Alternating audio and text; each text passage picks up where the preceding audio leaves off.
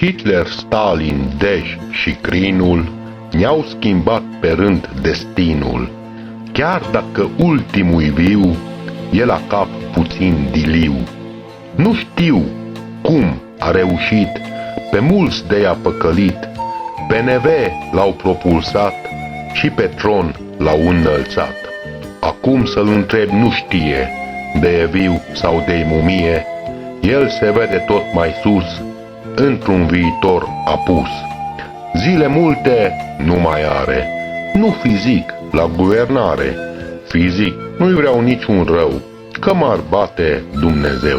Că decât la Cotroceni, ca măgarul în Coceni, mai bine ar fi la Jilava să-și recompună balada. Sfetnic să-i fie dogarul, că tot trage ca măgarul, de vreo câteva luni bune, fără ca nimic a spune.